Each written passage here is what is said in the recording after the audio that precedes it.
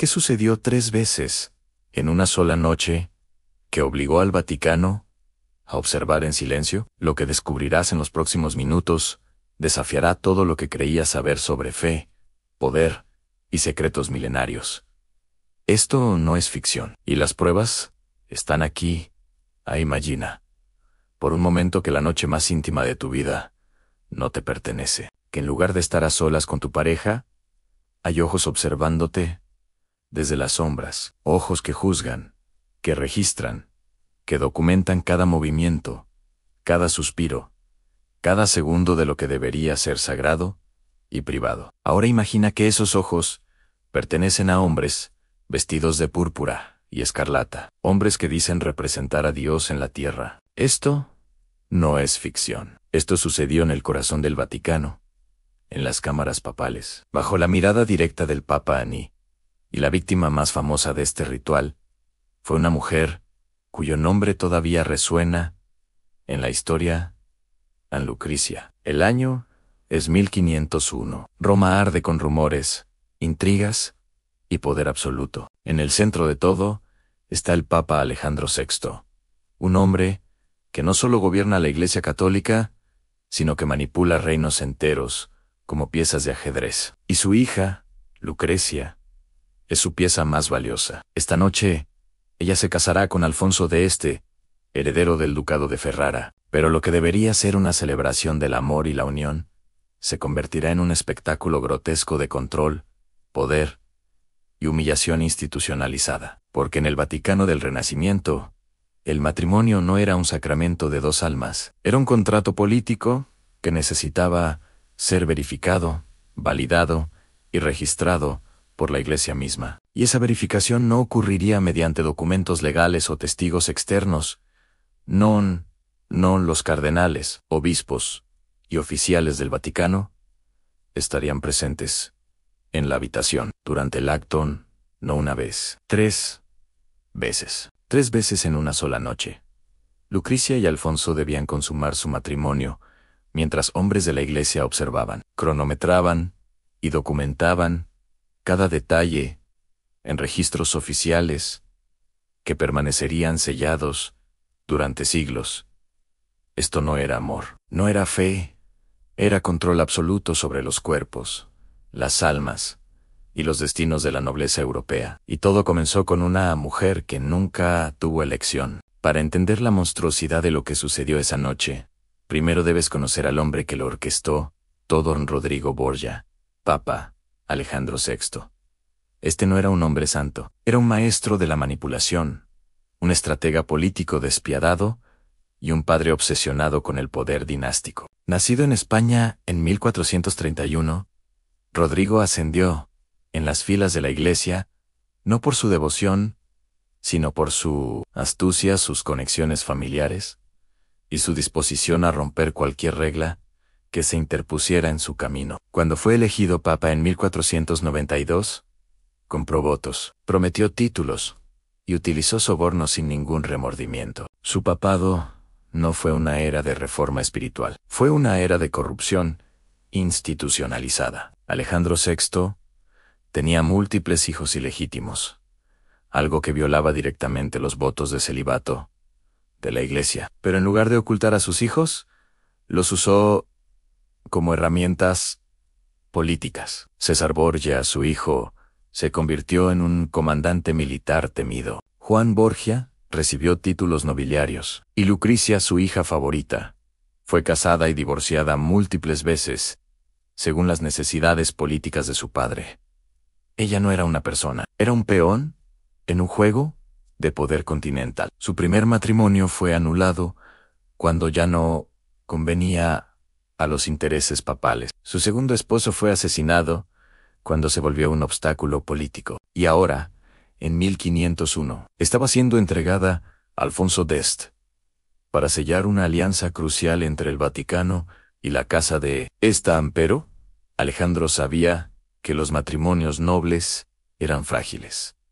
Las anulaciones eran comunes. Los esposos podían alegar que el matrimonio nunca fue consumado y así escapar de alianzas inconvenientes. Esto era inaceptable para un hombre que había invertido tanto en posicionar a su hija. Necesitaba garantías absolutas. Necesitaba pruebas irrefutables de que este matrimonio era válido, vinculante e imposible de deshacer. Y así nació el ritual más perturbador que el Vaticano jamás institucionalizó, a la verificación de consumación presenciada. No sería suficiente que los recién casados afirmaran haber consumado su matrimonio. Tendrían que probarlo frente a testigos oficiales de la Iglesia.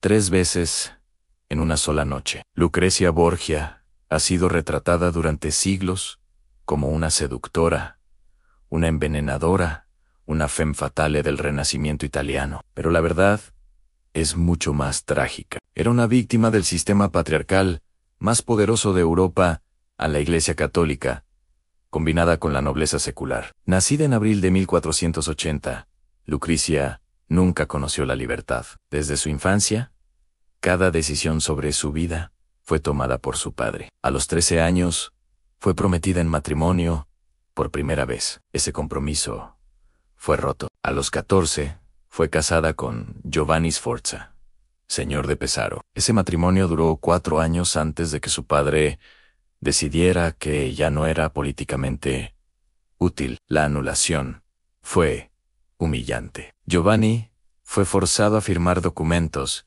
declarando que el matrimonio nunca había sido consumado, admitiendo públicamente su supuesta impotencia. Fue una mentira diseñada para liberar a Lucrecia sin manchar su reputación, pero el precio fue la humillación pública de su primer esposo y el mensaje claro de que ella no tenía control sobre su propio destino. Su segundo matrimonio fue con Alfonso de Aragón, un joven príncipe napolitano. Lucrecia pareció enamorarse genuinamente de él. Tuvieron un hijo juntos, pero cuando las alianzas políticas cambiaron y Nápoles ya no era útil para los Borgia, Alfonso se convirtió en un obstáculo. En 1500, fue atacado en las escaleras del Vaticano, apuñalado múltiples veces. Sobrevivió inicialmente, pero semanas después, mientras se recuperaba bajo la protección de Lucrecia, fue estrangulado en su cama. Los rumores señalaron a César Borgia, el hermano de Lucrecia, como el asesino. Lucrecia quedó viuda a los 20 años, con un hijo pequeño y sin ninguna ilusión sobre su vida. Sabía que sería casada nuevamente. Sabía que no tendría voz en la decisión. Y cuando su padre anunció su compromiso con Alfonso d'Este, heredero de Ferrara, ella entendió que este matrimonio sería diferente. Los d'Este eran una de las familias más antiguas y orgullosas de Italia. No aceptarían fácilmente a una Borgia, una familia considerada advenediza y corrupta. Para asegurar esta alianza, Alejandro VI necesitaba garantías que trascendieran los documentos legales. Necesitaba un espectáculo de poder, una demostración de que la Iglesia misma validaba esta unión de manera absoluta e irrevocable. Y Lucrecia sería el instrumento de esa demostración. La idea de testigos presenciales en las noches de bodas no era completamente nueva en la Europa medieval. En algunas cortes reales existía la tradición de que nobles o sirvientes esperaran fuera de la cámara nupcial y revisaran las sábanas manchadas de sangre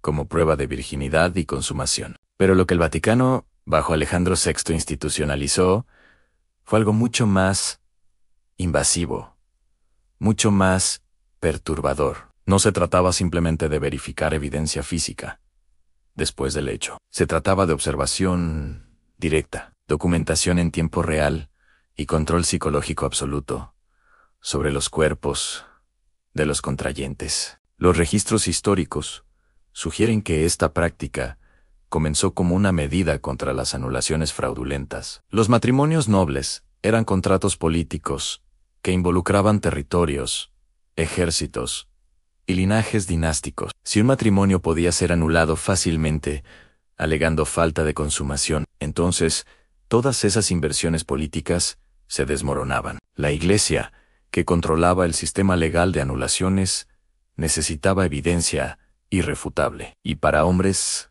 como Alejandro VI, que veían el papado como una herramienta de poder secular, en lugar de autoridad espiritual. La lógica era simple en sí: necesitas pruebas. Obtén las pruebas directamente, pero la lógica oculta era aún más siniestra. Este ritual no era solo sobre evidencia legal, era sobre dominación psicológica. Era un recordatorio brutal de que incluso los momentos más íntimos de la vida humana estaban sujetos al escrutinio de la Iglesia. Era una forma de quebrar la voluntad de la nobleza, de recordarles que su poder era prestado, que sus cuerpos no les pertenecían, que incluso en sus cámaras privadas, la Iglesia tenía derecho a estar presente. Y para las mujeres como Lucrecia, era una humillación calculada que las reducía a objetos, a vasijas cuya única función era producir herederos legítimos bajo la supervisión institucional. Los documentos de este ritual fueron mantenidos en los archivos secretos del Vaticano durante siglos. No fueron mencionados en historias oficiales. Los cronistas de la época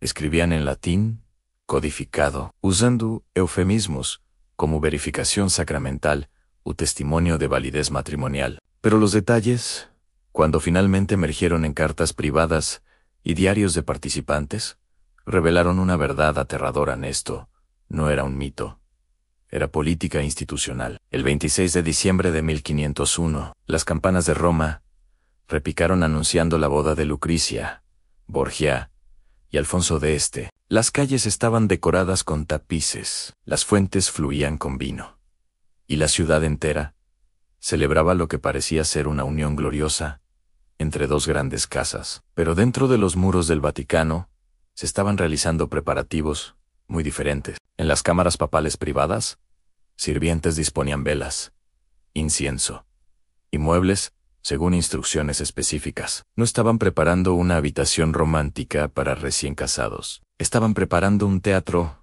para un ritual de poder. Alfonso de Este, el novio, llegó al Vaticano con una mezcla de orgullo y aprensión. Era un hombre de 25 años, educado, culto y consciente de las implicaciones políticas de este matrimonio. Su familia había negociado durante meses, exigiendo una dote enorme y garantías de que esta unión no los arrastraría a los escándalos interminables de los Borgia. Pero había aceptado finalmente, atraído por la promesa de tierras papales y el poder de tener al Papa como suegro. Lo que no esperaba completamente era la naturaleza exacta de la ceremonia de validación que Alejandro había planeado. Lucrecia, por su parte, fue preparada por sus damas de compañía en silencio tenso. Había pasado por 2 matrimonios anteriores, un embarazo, una viudez traumática. Conocía el dolor, la pérdida y la impotencia, pero nada en su experiencia la había preparado para lo que su padre había orquestado. Esta vez, cuando sus damas le dijeron en susurros lo que se esperaba esa noche, sintió una oleada de náusea y terror. Preguntó si podía hablar con su padre, suplicarle que reconsiderara. La respuesta fue clara. Esto no era negociable, era necesario. Era por el bien de la familia, era por Dios. Cuando cayó la noche, los invitados de la boda se dispersaron. La celebración pública había terminado, pero en las profundidades del Vaticano, un grupo selecto de hombres comenzó a reunirse. 3 cardenales, 2 obispos, un notario papal y varios oficiales de alto rango, todos vestidos con sus ropajes ceremoniales completos, todos con expresiones solemnes, como si estuvieran a punto de presenciar un sacramento sagrado en lugar de una violación institucionalizada de la intimidad humana. Llevaban documentos de pergamino, plumas y tinta. Estaban allí para registrar, para validar, para controlar. Lucrecia y Alfonso fueron conducidos a la cámara papal poco después de la medianoche. La habitación estaba iluminada por docenas de velas que proyectaban sombras danzantes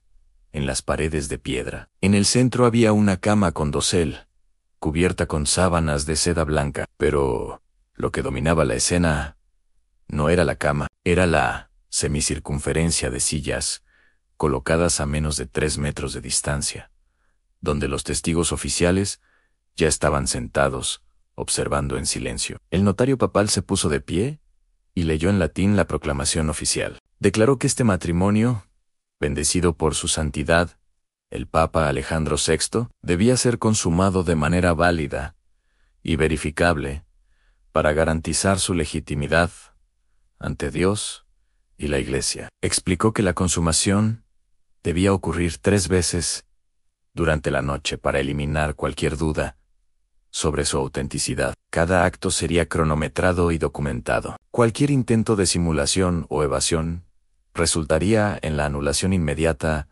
del matrimonio y consecuencias políticas severas para ambas familias. Alfonso sintió la humillación arder en su rostro. Era un príncipe, un heredero, un hombre de honor. Y ahora se le pedía que se comportara como un animal de exhibición. Miró a Lucrecia, esperando ver su propia indignación reflejada. Pero lo que vio fue algo mucho más desgarrador en resignación.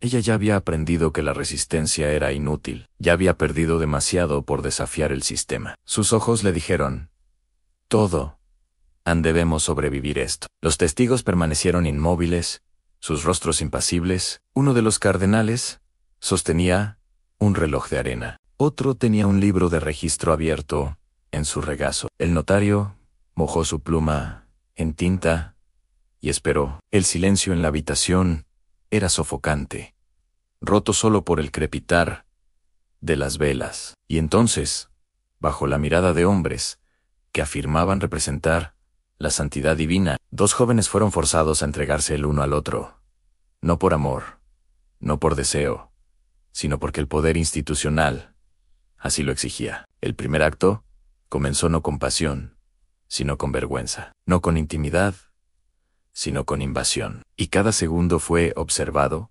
juzgado y registrado por hombres que nunca conocerían el costo humano de su presencia. Lo que sucedió en esa cámara papal no fue simplemente una violación de la intimidad, fue un ejercicio calculado de control psicológico que la Iglesia Católica había perfeccionado durante siglos. Para entender verdaderamente la monstruosidad de este ritual, debemos entender los mecanismos de dominación que lo sustentaban. La Iglesia medieval no solo controlaba las almas a través de la doctrina teológica, controlaba los cuerpos a través de rituales diseñados para quebrar la voluntad individual y reforzar la sumisión absoluta a la autoridad institucional. El concepto clave aquí es la despersonalización sacramental. Al enmarcar este acto íntimo como un sacramento que requería validación eclesiástica, la Iglesia despojaba a los participantes de su humanidad individual. Ya no eran Lucrecia y Alfonso, 2 personas con emociones,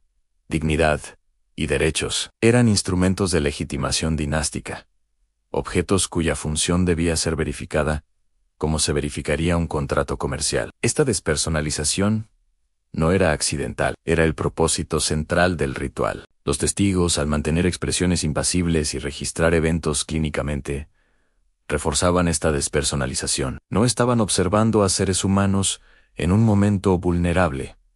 Estaban documentando evidencia sacramental. Esta distancia emocional protegía a los testigos de cualquier sentimiento de culpa o vergüenza por su participación. Después de todo, estaban cumpliendo un deber sagrado. Estaban sirviendo a Dios al servir a la Iglesia. Esta racionalización es la misma que ha permitido a instituciones religiosas y seculares cometer atrocidades mientras sus perpetradores duermen tranquilos, convencidos de su rectitud moral. Para Lucrecia, el impacto psicológico fue devastador, de maneras que los documentos históricos apenas capturan. Imagina la disociación mental necesaria para sobrevivir tal experiencia. Imagina tener que separar tu mente de tu cuerpo, convencerte de que lo que está sucediendo no es real, que tú no estás realmente presente. Esta disociación traumática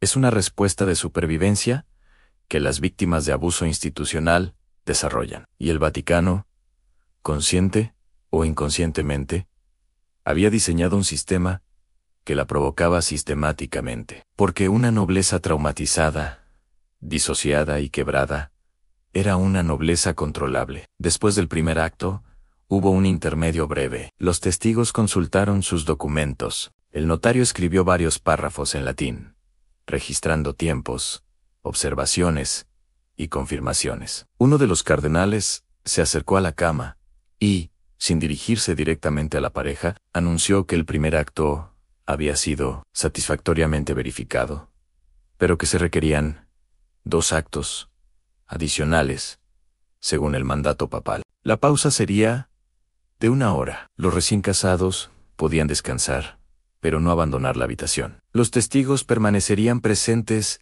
en todo momento. Alfonso, humillado y furioso, intentó protestar. Se levantó de la cama, envuelto en una sábana, y encaró a los cardenales. Exigió saber qué autoridad teológica justificaba esta barbarie. Citó precedentes canónicos. Apeló a la dignidad de su familia. Pero sus palabras cayeron en oídos sordos. Uno de los obispos respondió con frialdad que este procedimiento había sido ordenado directamente por su santidad, el Papa, y que cuestionar la orden papal era cuestionar la voluntad de Dios. Además, si el matrimonio no era validado apropiadamente esa noche, sería considerado inválido y la alianza entre las casas Borgia y quedaría anulada. Las consecuencias políticas serían desastrosas.